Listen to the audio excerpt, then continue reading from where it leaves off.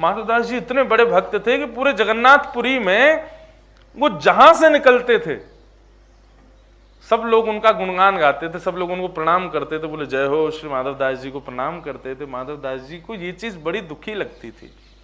भक्त को कभी भी सम्मान सुनने की इच्छा नहीं होनी चाहिए। तो श्री माधवदास जी ने विचार किया, क्या करूं, सबसे दूर हो जाऊं थोड़ा, इतना सम्मान क्यों दे रहे हैं ठाकुर जी। तो श्री माधवदास जी ने, जहां वो नियमित रूप से प्रसाद पाने जाते थे, वहां के लोग रोज नया नया श्रृंगार करके पूरे घर को सजाते, रोज बंगले बनाते, रोज नई नई तरीके से माधवदास जी का स्वागत करते। माधवदास जी बोले कि अब क्या करूं, इतना सम्मान मुझसे पच नहीं रहा है, मुझे लग रहा है ठाकुर जी मुझे दूर कर रहे हैं। तो माधवदास जी ने अपना स्थान बदल दिया, बोले कल से मैं यहां प्रसाद पाने नहीं आऊंगा, कहीं और जाऊंगा। तो माधवदास जी ने एक घर खोजा, और वो घर कैसा था, बोले गलियों में घूम रहे थे जगन्नाथपुरी में, तभी एक गली में पहुंचे तो वहां एक बूढ़ी माता, बड़ी चिड़ोकली मैया और बड़ी तेज तर्रार मैया, कभी पड़ोसियों को मारे, कभी किसी को गाली देवे, कभी किसी से उल्टा सीधा बोल दे, और पूरा मोहल्ला उससे डरता था। क्यों? वो सबको सुनाती थी। माधवदास जी बोले ये घर बढ़िया है, कल से यहीं भोजन पाने आएंगे।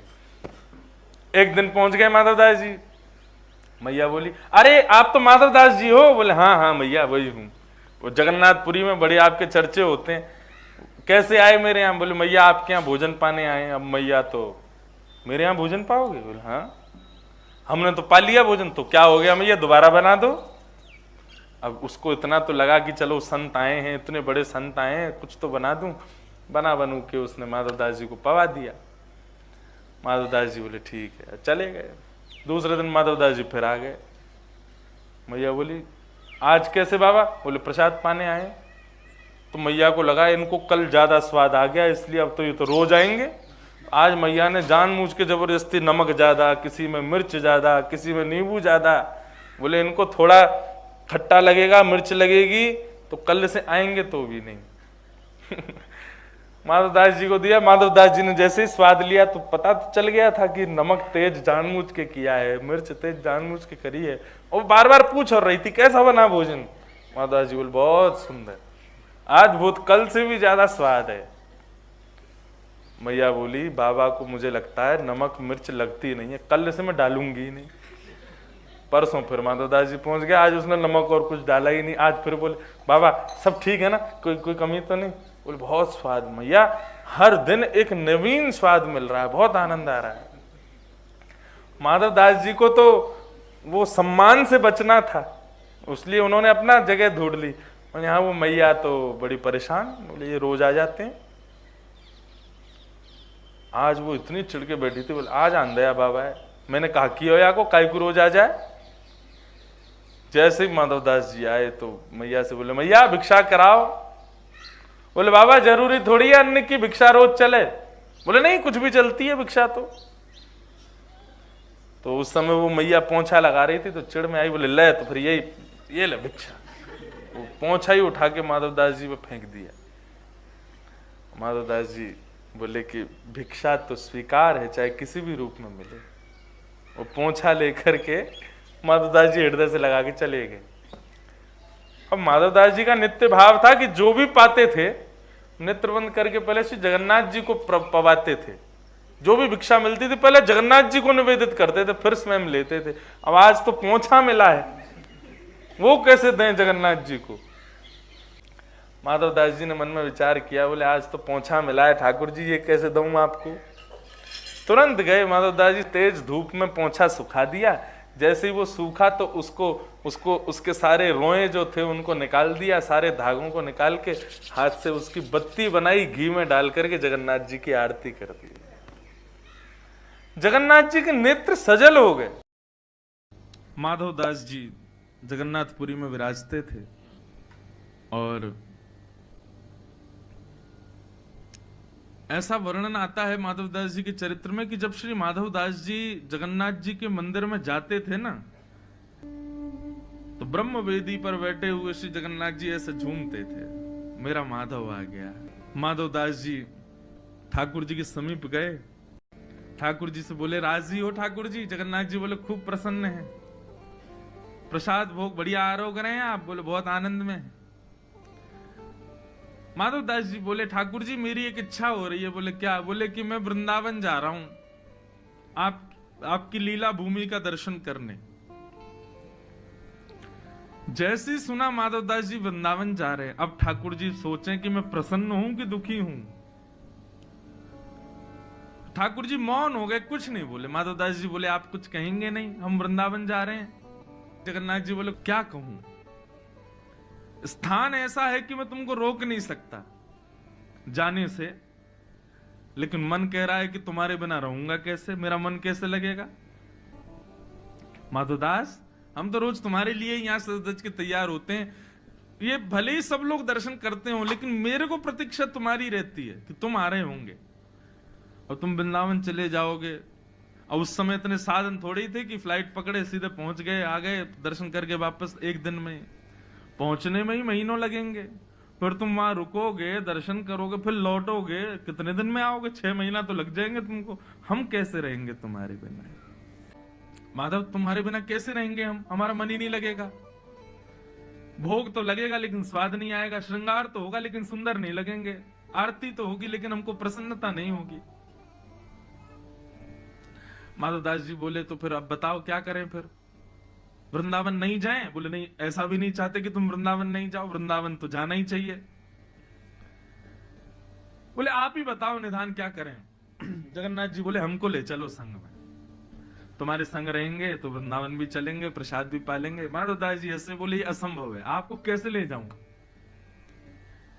2 कारण हैं आपको ना ले जाने के। ठाकुर जी बोले क्या? बोले पहला कारण तो आप इतने भारी हो, हम अकेले तो आपको ऐसे नहीं कि चढ़ाए कंधा पे ले गए। दूसरा, आपको इतनी भूख लगती है, मैं दिन भर देखता हूं 7 बार आप भोजन करते हो। तो जगन्नाथ जी बोले हम हल्के हो जाएंगे, और रही बात भूख की तो हम भूखे रह लेंगे, व्रत कर लेंगे। वृंदावन जाने के लिए व्रत करना पड़े तो मंजूर है, लेकिन वृंदावन ले चलो। माधवदास जी बोले पूरी जगन्नाथपुरी मेरे पीछे भागेगी, ये पंडा पुजारी सब जान से मार देंगे अगर मैं आपको ले गया तो। अब ठाकुर जी यहीं बैठे रहो, बहुत भक्तों को विरह देते हो, 6 महीना आप भी विरह सा हो। अब जगन्नाथ जी की आंखों में मोटे मोटे अश्रुबिंद आ गए, मेरा माधव जा रहा है मुझे छोड़ के। जगन्नाथ जी को समझा रहे माधवदास जी जैसे कोई बालक को समझाता है, अरे मैं आ जाऊंगा, रो मत आप, मैं अभी आ जाऊंगा। सोचो कैसी भक्ति माधवदास की। उसके मंदिर से निकलने पर श्री जगन्नाथ जी विरहातुर हो रहे हैं। बार बार माधवदास जी से कहें कि मत जाओ, अरे रास्ता बड़ा दुर्गम है, रास्ते में तुमको बड़ी आदि व्याधि हो जाएंगी, ऐसे हो जाएगा, लेकिन चाहते भी हैं कि वृंदावन जाए। और 6 महीना का अवकाश दे करके माधवदास जी चले गए।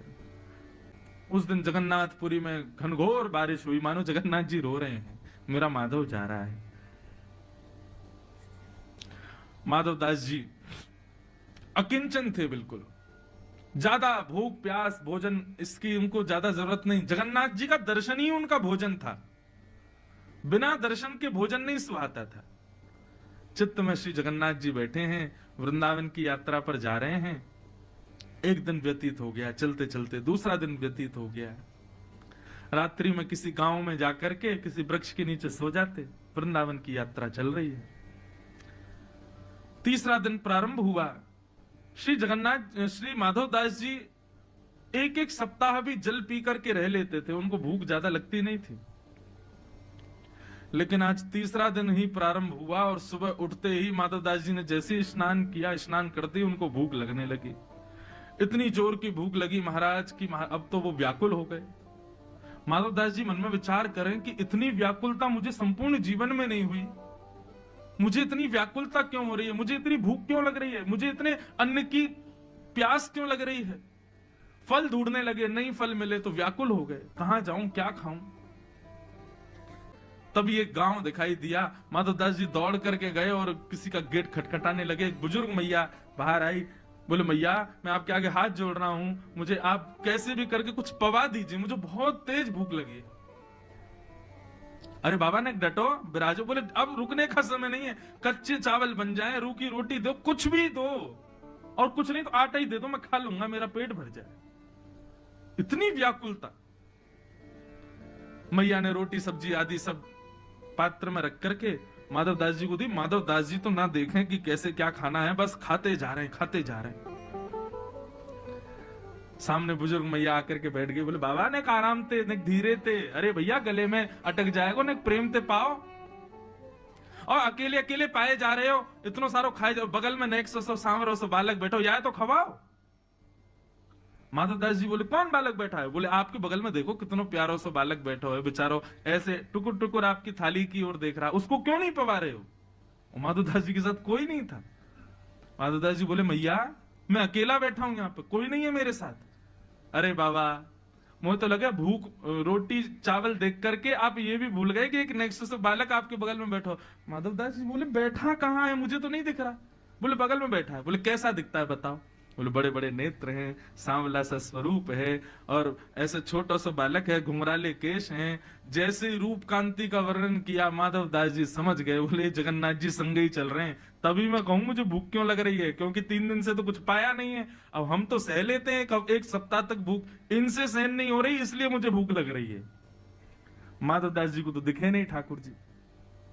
माधवदास जी प्रसाद पाकर के बाहर आए, नेत्र बंद करके जगन्नाथ जी का स्मरण किया। बोले जय जय, मैंने मना करी ना, आप मत चलिए, आपसे भूख सहन नहीं होगी, आप आ गए। बोले कि अब हमारा विग्रह जगन्नाथ जी में बैठा है, लेकिन आत्मा से तो प्राण से तो हम आपके संगी वृंदावन जा रहे हैं। और निश्चित मानो माधवदास, जब कोई जगन्नाथपुरी से वृंदावन जाता है ना, तो मैं एक क्षण के लिए उसके संगी जाता हूं, फिर आ जाता हूं वापस। लेकिन एक बार को कोई वृंदावन जाए तो मुझे इतनी रुचि लगती है कि मैं उसके संग ही जाता हूं। माधवदास जी बोले अब क्या करें, आपको तो बार बार भूख लगेगी। अब तो यही हो गया कि माधवदास जी दिन में 8 बार भोजन कर करके पहुंचे वृंदावन। क्यों? ठाकुर जी संग चल रहे हैं। वृंदावन पहुंचे। अब तो माधवदास जी की स्थिति ये कि उनको थोड़ी में देर में ही भूख लगे, परेशान हो गए। बोले काय को चले आए आप संग में, नेक देर चलता नहीं हूं, कितने में भूख लगाती, जहां बैठे बैठे भूख लगे आती ठाकुर जी को, चलते होंगे तो और पच जाता होगा भोजन, और भूख लगती होगी। माधवदास जी वृंदावन पहुंचे। अब नियम तो वैष्णव का ये कि वृंदावन जाते ही वैष्णव मंदिरों का दर्शन करते हैं, लेकिन माधवदास जी को इतनी भूख लगी कि यमुना जी के तट पर पहुंचे।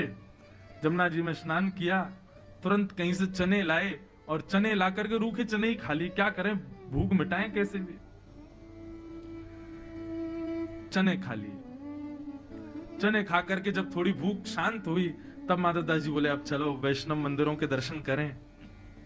वृंदावन में विचरण करते हुए श्री वृंदावन बिहारी लाल के दर्शन करने के लिए जैसे ही निधिवन राज पहुंचे, निधिवन में कुंज बिहारी विराज रहे थे। स्वामी श्री हरिदास जी सेवा कर रहे थे। माधवदास जी दर्शनार्थियों में बैठे थे और अंदर बिहारी जी की सेवा चली थी। स्वामी श्री हरिदास जी सेवा करते करते अंदर से बाहर आए और दर्शनार्थियों बोले भैया तुम में से माधवदास कौन है? माधवदास जी बोले इनको मेरा नाम कैसे पता है? माधवदास जी बोले भैया हम हैं। बोले तुम जगन्नाथपुरी से आए हो? बोले हाँ आया तो जगन्नाथ। आपको कैसे पता मेरा नाम? आपको कैसे पता मैं जगन्नाथ? मैं तो पहली बार वृंदावन आया हूं। बोले अरे हमारे बिहारी जी ने तेरा नाम बताया है। माधवदास जी तो व्याकुल हो गए। बोले बिहारी जी भी जानते हैं मुझे? जगन्नाथ बिहारी जी में कोई अंतर थोड़ी, एक ही है। स्वामी श्री हरिदास जी बोले इतकू आओ।